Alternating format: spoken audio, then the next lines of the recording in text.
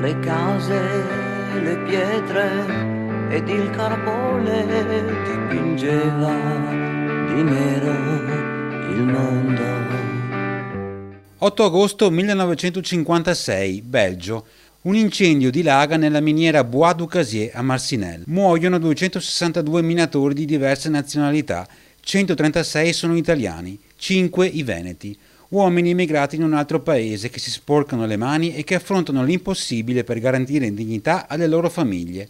Un rogo causato dalla combustione d'olio ad alta pressione innescata da una scintilla elettrica uccide Giuseppe Corso, Dino Dalla Vecchia, Giuseppe Polese, Mario Piccin e Guerrino Casanova.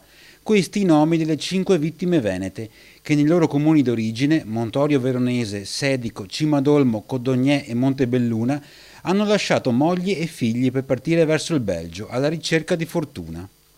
Uomini barattati come materie prime sulla base di precisi accordi. Così il presidente della regione Veneto, Luca Zaia, ricorda il disastro di Marcinelle, facendo riferimento al fatto che questi minatori erano manodopera inviata in cambio di quintali di carbone per l'Italia.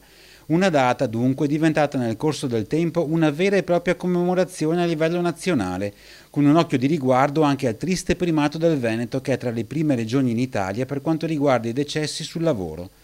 Marcinelle è un simbolo che ci impone di tenere viva la memoria su questa tragedia, prosegue il presidente della regione Veneto, un monito a non dimenticare tutta la storia della nostra emigrazione e, sulla strada di quello che è già un nostro preciso impegno, garantire sempre maggiore sicurezza nei luoghi di lavoro affinché nessuno, conclude Zaia, debba più rischiare la vita nell'assicurare un'esistenza dignitosa alla propria famiglia.